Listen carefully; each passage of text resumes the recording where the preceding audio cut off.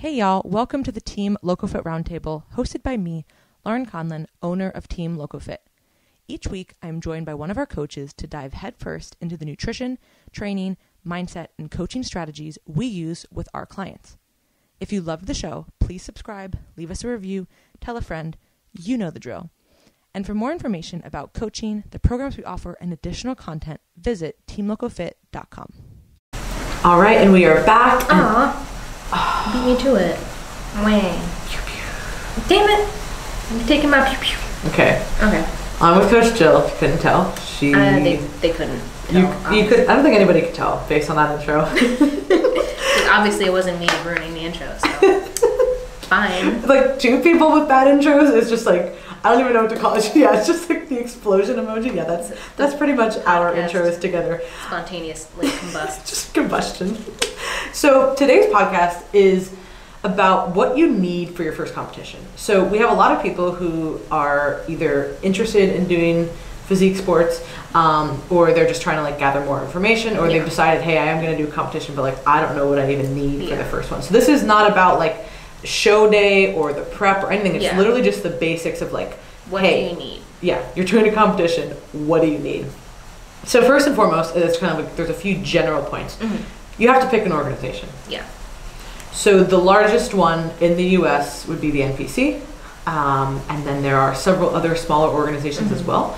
Depending on where you live, will certainly impact that. Mm-hmm. So there's several tested organizations like the OCB and the WNBF and IGBO. Yeah. There's a handful of them. I feel like. Yes, and that they're very regional based from what I've seen at least.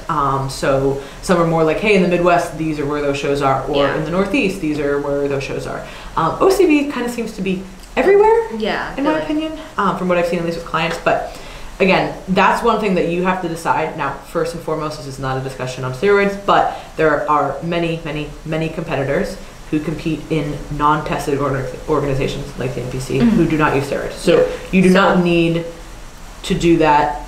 You do not need to, You do not need to partake in special supplements. If you don't want to. If you do, please don't compete in a natural test organization. Yeah, that's a real asshole move. Yeah. People do it, so don't think that nobody does. People do it. But so just because you compete in a non-tested organization, you can still be natural. Now, there are certainly some divisions. And you can still be competitive depending on the division. Yeah, there are certain divisions, obviously, that it's going to matter more. Men's bodybuilding.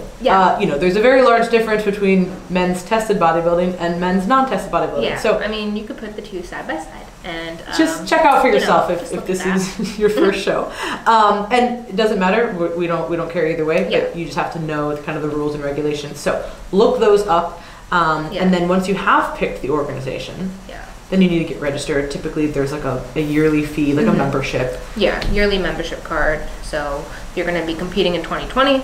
Got to get your membership card for 2020. Yeah, and the same goes for 2021 and 2022. Yeah, and even if like you get it in October, it's usually only for that like year, not like 365 days. It's like the calendar. So if you get it in October, then that's only going to last you October, November, and December. Nice, but that's just how they do it. So pick an organization, get registered.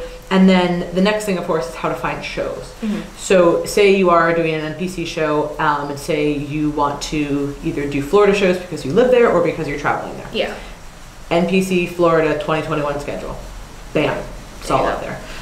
Same thing. Go for any location. Any state. Like the Northeast has their own schedule, West Midwest. Coast. Yeah.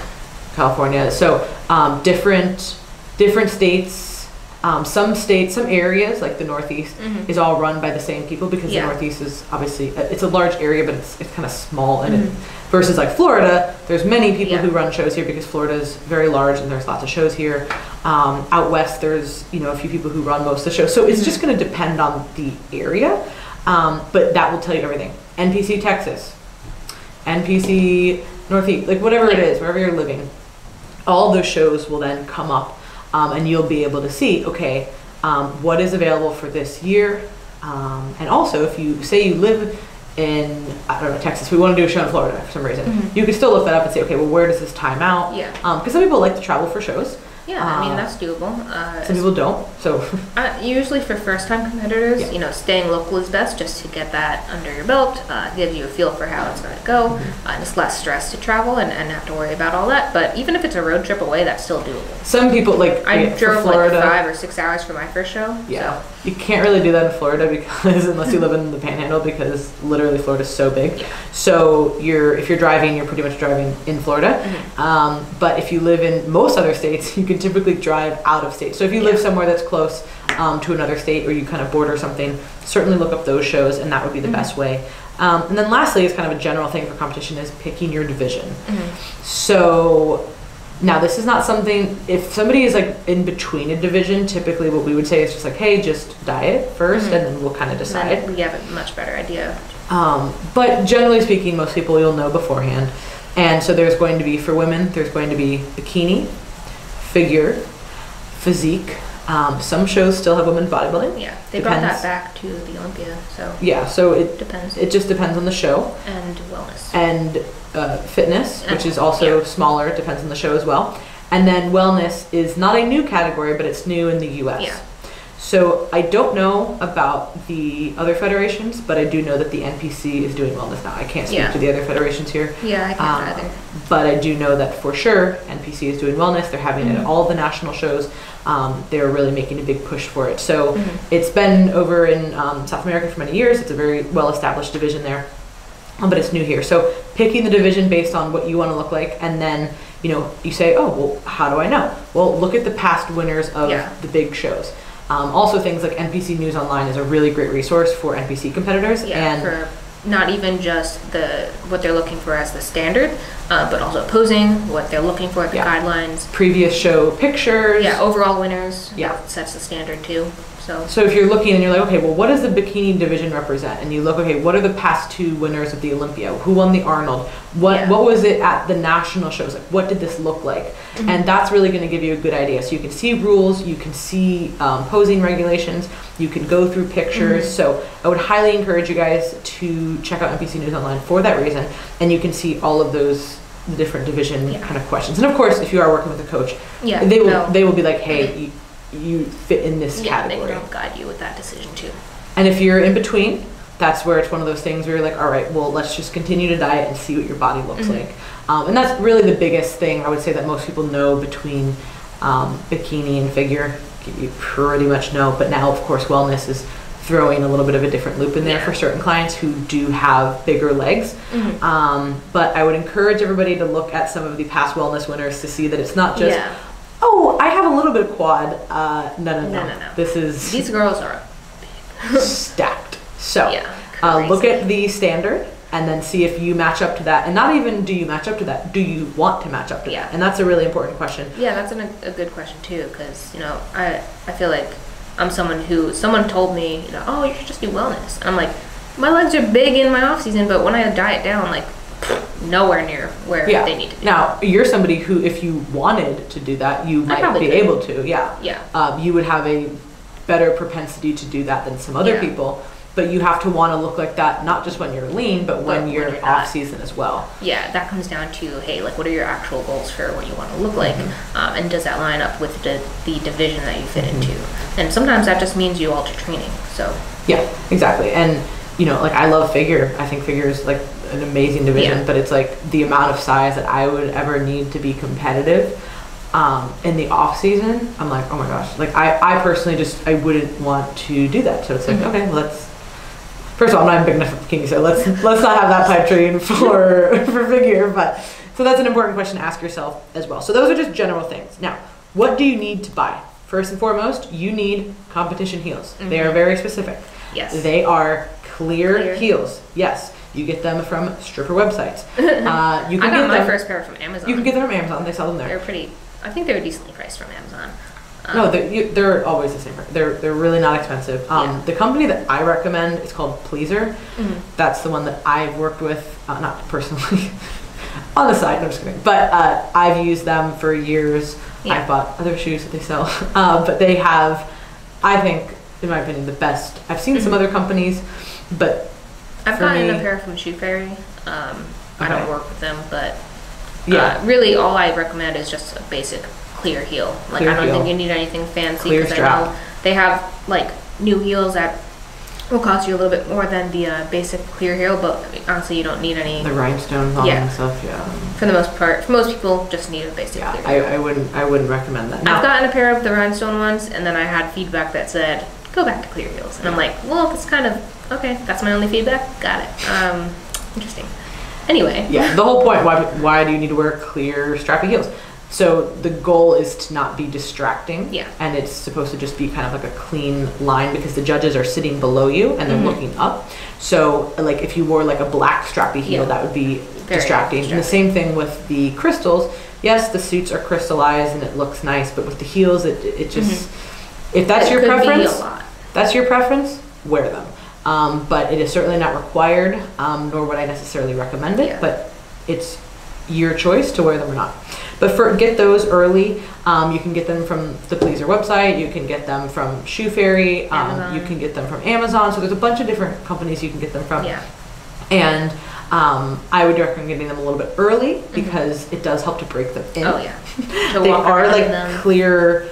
If anybody's ever worn clear plastic shoes, you know that plastic can kind of cut. I will say they're actually more comfortable than I thought they'd ever be. They are way more. They're really not that bad. Honestly, my first ever pair just broke on me the other week. Yeah. Yeah. They really last a while and they're actually fairly comfortable. So I would get them early though, just so you can break them in a little bit. They run big on me because I have a very narrow foot. So I had to size down. But if you do get it from something like Amazon, it's easy to get 2 sizes and then send back the one that doesn't fit. So those are shoes. And then probably the most contentious thing to buy is the suit. Oh yeah, well, obviously. Suits it's a very big purchase. It's a lot of money. I mean, they can range from, $300 to upwards of $700, $800. Sometimes even like in the thousands, but I don't think you need to go that high for your first suit. Oh, certainly not. Probably not. So there's going to be so many different companies. There's lots of different companies. So many companies. There's some that you're just going to get online. You might live in an area where they happen to have somebody who has it in person. So there's no right or wrong way there. We've obviously worked with Angel Competition Bikini and had really good results with them.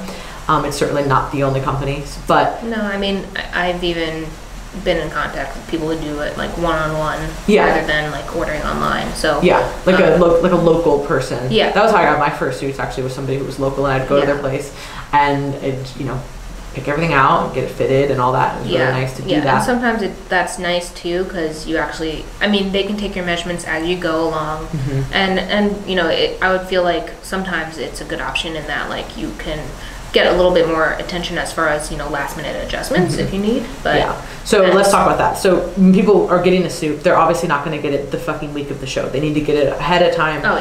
Because you do need to order these early, and every suit company is going to be different. So you need to look on their website because they have some that are already built, and then you can just buy those. But if you're getting a custom suit, it could take 8, 10, 16 weeks. It depends on how busy they are. I mean, some of the companies are huge now. So you need to order early. I would hope that it would take at least like maybe 6 weeks for it to get to you, but that's why we prepare in advance for this kind of thing. So cut. I get the biggest question: what bottom should I get? Now, I can't speak to every organization, so you need to look up the rules and regulations for your specific organization. But typically speaking, pro cut is what is allowed. There are some that don't allow that, so again, you need to look that up. At the standards, but pro cut pretty standard for most people is always flattering. Yes. I rarely recommend anything other than pro cut. Just because if you get like a Brazilian cut, it's too much coverage and it may look weird and just like it does change the shape of your glutes, whereas pro cut is just so much more flattering for most people. And then there's some suits that are much smaller than pro cut. Micro scoop, which I also rarely recommend. Yeah, which is like basically a G-string. So that also throws off the shape of your glutes, and that is banned at certain shows. And even the NPC has gotten on people for that. And they'll check suits now. Some of my clients even said like, oh, they're checking suits at the athlete check-in. Like, is that like something I have to worry about? I'm like, well, with your pro cut, no, but they will want to look at your bottoms just in case. If you say, oh yeah, I want to get the micro scoop, no. Now, if rare chance somebody's really, really petite and really just tiny overall, that might work for them, but honestly, when in doubt, pro cut, number one. The cup size. So if you have implants, I would say go with your normal size. Yeah. If you do not have implants and you have either a smaller chest or you had natural breasts and then they did get reduced from dieting, what I would recommend is going bigger, and that way you can stuff it easier. So say you are an A cup. The A cup is really tiny. So if you want to stuff that, it just doesn't look as good. Versus if you are an A cup, but you got a B cup, stuffing it looks much better. That's what I used to do. I would get the B cup. I was a B cup before I had my implants, and then I would get a C cup, and I would just stuff it. Yeah, in my 2018 season, I got a size bigger in the top. I was able to stuff it with like cotton or pillow stuffing, and I just filled that thing up, and then it just gives you like a really, literally they look like balls, the cup size, and then literally it would look weird when you're putting it on because you're like, how are these things gonna fit? But it does give you a nice lift, and it looks really natural. It looks really good, and then that way you're able to actually stuff it, and it gives you a little more room. And the bottom, I mean, the top doesn't really change that much because the top is going to be tied. Yeah. And you can tie it whatever size you need. Yeah, I find the most trouble with bottoms sometimes, especially with, I guess sometimes ordering the bottoms can be a little tricky for some people. I know I had issues with the amount of fabric that was used for the bottom, and also how loose they were or how tight they were. So it really depends. But so people are going to say, well, it says how much I'm going to weigh, whatever. Obviously, that's going to be your best estimate. You're never going to know perfectly. How much pounds you're... Yeah, they're going to ask you something like, hey, how much weight are you going to lose before your competition? And you got to give them a range, and you're never going to know perfectly. But the thing, it's actually really easy to adjust the competition bottom. So, of course, if you're doing this at a local place, that's super easy. They can just adjust it for you.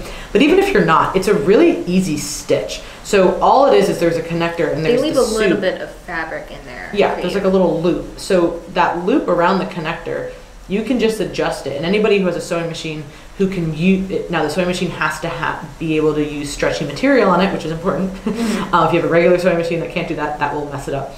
But a sewing machine that can use work on stretchy fabric, it's literally like two little stitches. So it's really not that hard. So you can get it adjusted. So don't freak out if it's too big or if it's too small. Yeah. You will be able to adjust it.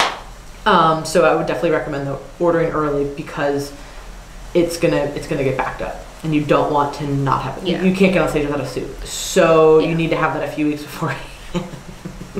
Oh my god, I can't even imagine how awful that would be. And you're like just waiting around, like hoping your suit ships up. Oh you don't want to order that. You don't want that to come in last minute and then need to make alterations on top of that. Like, we don't need that kind of stress. No, try to get it a few weeks before the show at least, and then you can adjust it as necessary. Now, jewelry. You're going to need jewelry. Where you get this obviously depends. There's I feel like it's pretty basic across the board. Yeah, you can even get it, like, you don't have to get it at like a competition store. Like, I've gotten a lot of mine at like Macy's and like that kind of stuff. Just like basic, like white or clear. It's like clear crystals, pretty much, right? You don't want to have colors. No colors, but just white. Clear crystals. That's kind of what I meant. Like, yeah, I know you meant. Clear is white. What? Clear crystals, clear jewelry. Same goes for the earrings. Don't overdo it. Like, you don't want bracelets going up your arm, but maybe like a bracelet on each wrist, maybe like a ring, and like a pair of earrings that are flattering. Yes.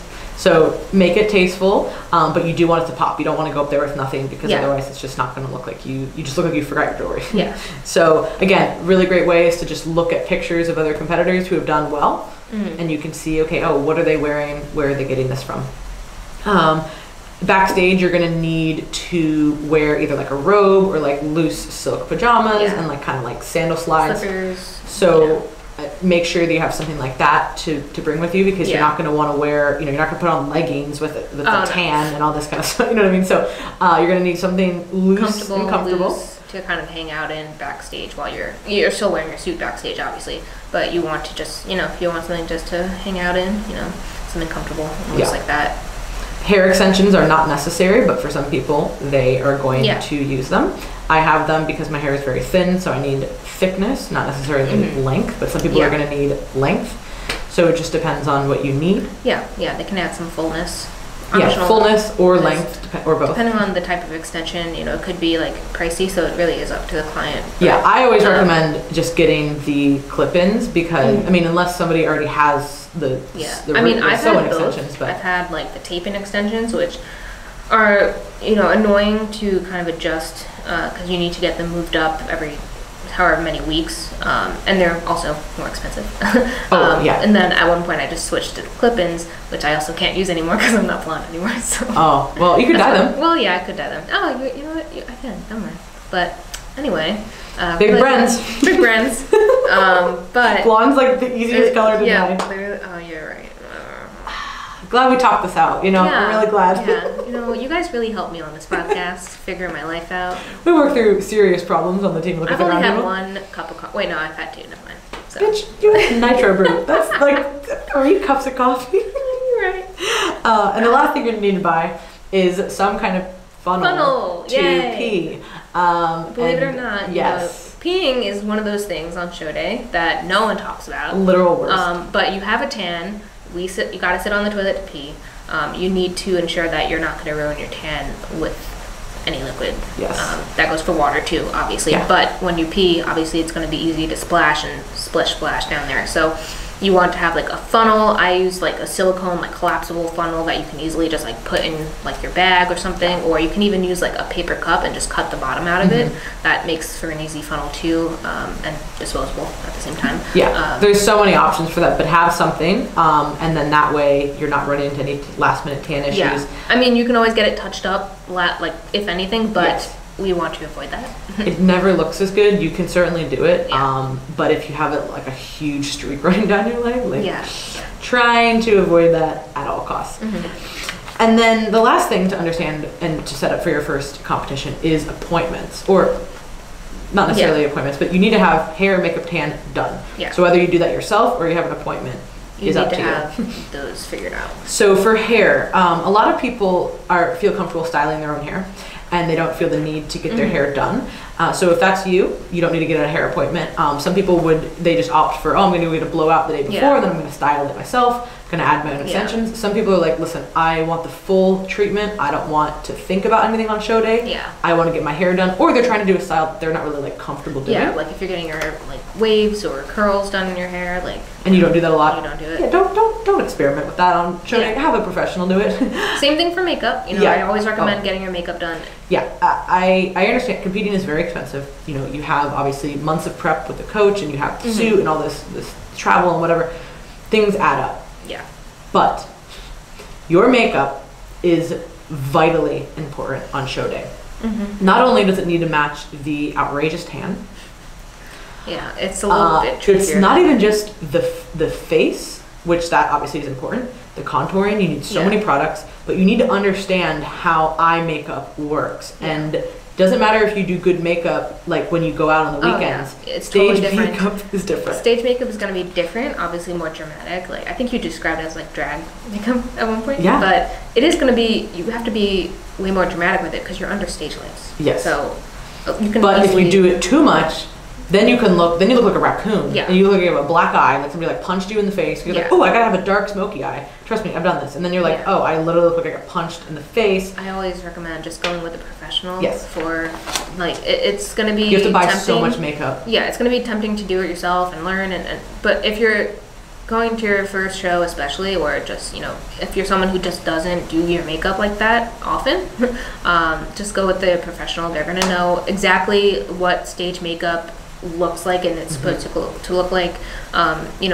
I would stray away from any crazy colors for your eye makeup. Typically when I got my makeup done, I would always ask for like a natural smoky eye, like nothing crazy. It just goes along with the suit, it's flattering, and it does the job. So I mean, some people experiment with it, but and sometimes it looks good, sometimes it looks good, and sometimes it doesn't. And that also is very really dependent on the light, which you can't control. Lighting, so. And so you have to show up and you go, okay, what can I repeat that is going to look good on me, look good on my skin tone, my suit, the whole deal. And your artist can also just like help you out with that too. Yeah, if you don't know. Especially if they know what they're doing. It's like they're going to obviously know it's going to be flattering with your skin tone and your suit color. They may even ask you what your suit color is. Yeah. So. And we're saying skin tone, but even though you have this tan on, you still have obviously like a natural pigment that looks better or worse on you. Like some people have more of like a like yellow base or pink base, or like everybody has different hints of like tones under their skin. So it's going to look very different. And so we would 100%, if you're going to spend money on one thing, get your makeup professionally done. That is so important. And then lastly, as far as the tan goes, you're going to need a very intense tan. If you've never competed before, I would say it's probably best to just get the show tanner, even if they're not the best. And I say this because I love the DIY tan from Pro Tan is so easy to do your own tan. But if you've never had that tan before, you have no idea how dark you need to be. So I would say, even if it's a shitty tanning company, and I've had those. Oh, there's plenty of them. I would just get it done, because then you have an idea of what you need to do. Yeah, you got those bases covered at least. And and hey, like when you're communicating with your coach may even tell you like, hey, go and get another coat done. You know, that's always a possibility. More tan. And then something does happen. Hey, say you did get water on you, or you did happen to pee in a cup somewhere. You know what? They can fix it. And if it's your first or second show, you don't need to be worried about that. Now, if you've competed many times, I would suggest thinking about doing your own tan, just because it makes it so much easier. It's so easy. And that's one less appointment you have to run into, so you can do it on your own time. You can always build the color. The problem with the sometimes the competition tanners, they just like lay it on, and it doesn't dry well. Whereas when you do it yourself, you're doing one coat at a time, maybe two, but it's soaking right in because you're doing it by hand. We'll link that. I have a full tanning protocol that has been approved by Pro Tan, so it's not like I just like pulled this out of my ass. Like, this is what I've used for many shows. Many clients have used. I send that out to my clients all the time. It is approved by Pro Tan. Pro Tan approved. Random protocol. And it tells you exactly what products to buy, how to do it. Like what day to start it in peak week. What you need to do. You need to exfoliate, all that stuff. So. So even if you are getting the competition tan, like an appointment setup, I would still recommend downloading that, because it's kind of like a safety net, just in case you're someone who doesn't take color well. You have that base tan at least underneath, so we can at least it's essential. Keep some color there, or at least get as dark as we can, even if you may be someone who takes it a little bit. If you show up ghost white and you get 2 coats of spray, it's not going to end well. You're going to be I've been in that position too. I've been in line where like I had to wait online for like my tan for like probably like an hour and a half or something, and there was like 2 girls tanning, like, and it was a big show in Jersey, and then I got in there, I got my second coat, I go back and I'm like, like literally, and that combined with the stage lights at that show, I was not dark enough at all. I'm like, this is just the worst lighting and also the worst tan. That was a bad combo. So let's try to avoid that. And then last but not least, when you are making these appointments and you do have all this stuff going on, it can feel very, very overwhelming, because show day there's a lot. You have the competitors check-in, you got to get your number, you got to listen to when the schedule is. If you have a coach, you're sending them photos, you're eating at certain times. Because we're like, hey, eat this meal, pump up, 30 minutes later send us a picture. Like, you have that, and then you have hair, makeup, tanning, all this stuff. So try to pre-plan as much as you can. Have everything organized, have everything laid out. Meals like ready to go. Have those on hand. Try not to run around, like you said. I can barely read this because Jill's handwriting is fucking atrocious, just like mine. I can't tell. I'm like, did I write this or Jill write this? Don't run around with your head cut off, right? Like that's the last thing we want to be doing on show day. Because guess what? Then your puppy doesn't look very good. No, you want to be just easygoing. Have everything mapped out. You know where you're supposed to be at what times. You don't miss anything. Don't wake up and be like, hey, where's my makeup appointment? Like, no. You should know where all that is. Like I literally write out a list. Like, I have to be here at this time, meal at this time, I have so many clients, like, when I'll go to the shows, like, they'll have the show, like, the food printed out. And so when should I do it? I remember that. Yeah, exactly, because it's just essential. It's so much easier. And then if you need to make an adjustment, my appointments around those meal times too. So hopefully this clears up a lot of questions for you guys. So whether it is your first competition, or you're still new, or you're thinking about doing a competition, we hope this was helpful as far as like kind of general things, and also what you need to buy that's very specific. So as always, we appreciate you guys listening. If you have any other questions, you can go to teamlocofit.com, where you can apply for coaching, check out the other podcasts, and also apply for our newsletter. Subscribe to our news. You know what? You could apply, I guess, too, and then we'll have to accept apply for coaching while you're there. Apply for coaching Subscribe to the newsletter. Subscribe to the podcast. You know what? Last podcast I did, I had really good intros and outros, and your finger guns just throw me off. You're welcome. All right. We'll talk to you guys later. Bye.